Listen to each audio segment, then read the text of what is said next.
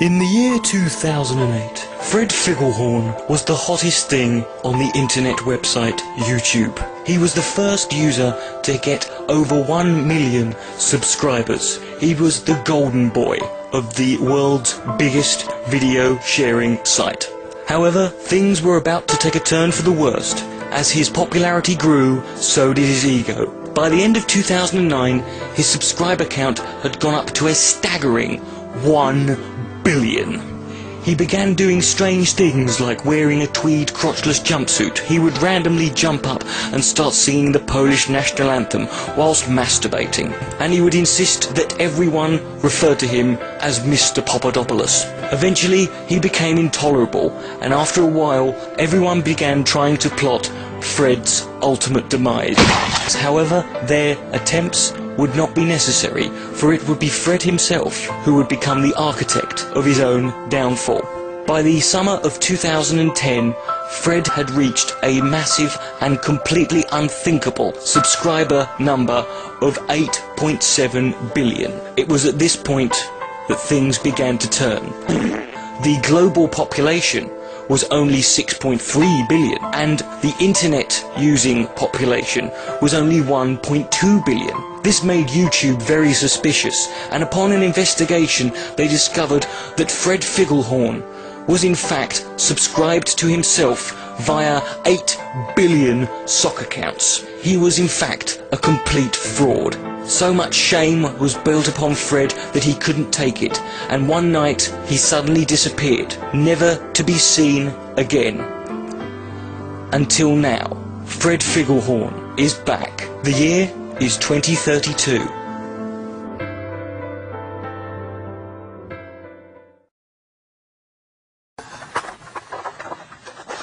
Still works. It works. I haven't done this for so long.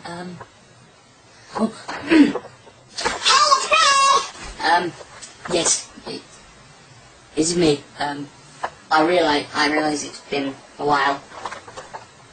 23 years, but it's been a long time. Now, I suppose you probably all want to know where I've been back when all the stuff happened.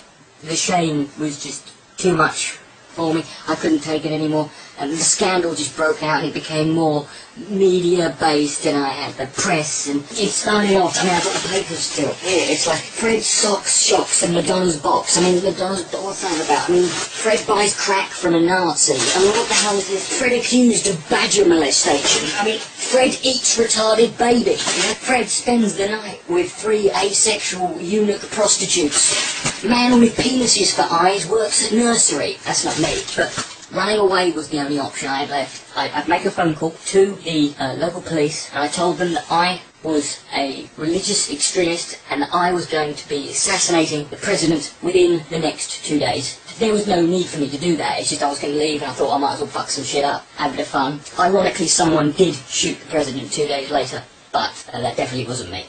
I decided the best thing to do would be to go to Mexico, because I live 2 miles from the border. I could walk that in a couple of hours, so I just threw some stuff in a rucksack and left the house, turned left, heading toward the Mexico border. Unfortunately, I'd made a bit of a miscalculation, and 6 weeks later I arrived at the Canadian border, realising I should have turned right outside my house. But once you've started. So I arrived and entered Canada, and I was deported within 6 hours, because they found out I was vaguely interesting, and that wasn't what they wanted in Canada. I was taken to the Canadian immigration headquarters, shed, really. They asked me for details, and I thought, well, if I lie, end up somewhere else. So I told them that my name was Ahmed Osama Kaboom. I was 32, and I live in Sao Paulo with my wife, Deirdre. Unfortunately, they didn't take me to Brazil. They took me to a mental institution, because I had been deemed to be dangerous insane. The words they used, penetrating dead children level. It was a long 4 years, particularly if you had to share a room with a man called Nigel, a chronically obese psychotic who heard voices that he believed was Spandau Ballet telling him what to do. All they were telling him to do every day was to eat as much of his own shit as possible. But I did meet a guy called Montel. He was a 75-year-old black man. He told me that he knew where there was $10 million.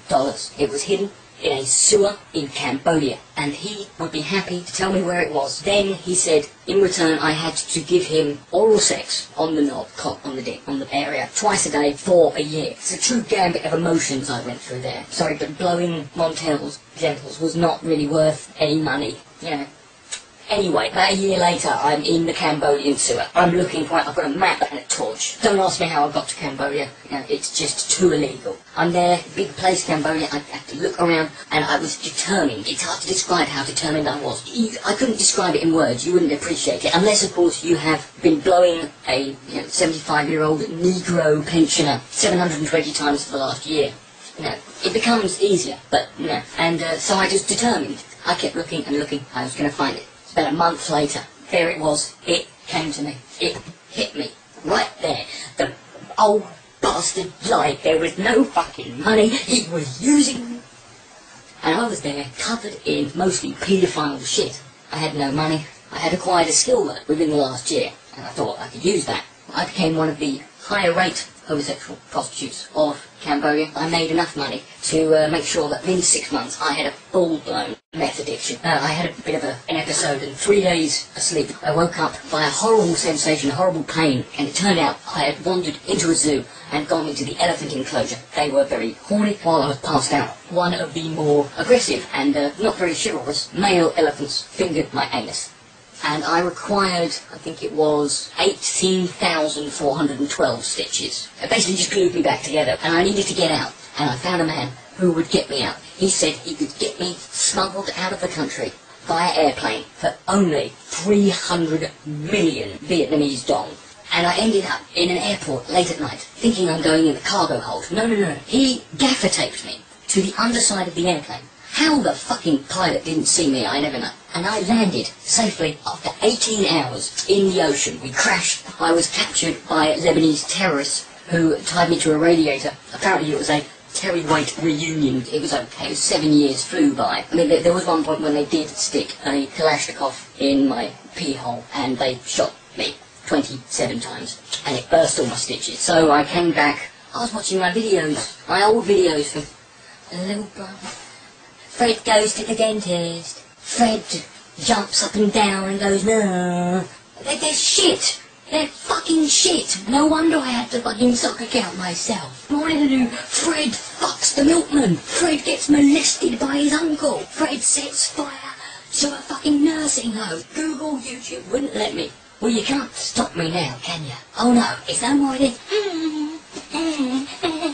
cutesy ADHD. No, this is angry, pissed off, worn out, male prostitute, meth addicted, ripped anus, bestiality enthusiast, Fred Figglehorn.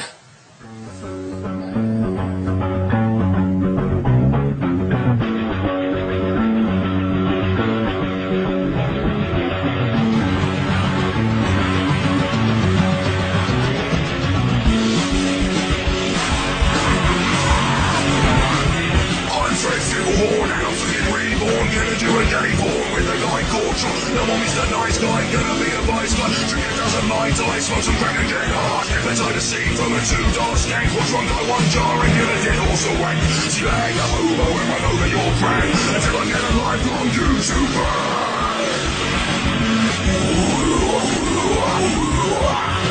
Oh yes, who am I?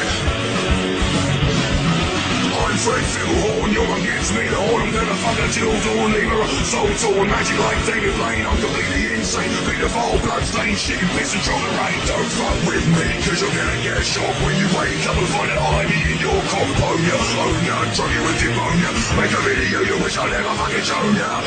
Yeah. That's right.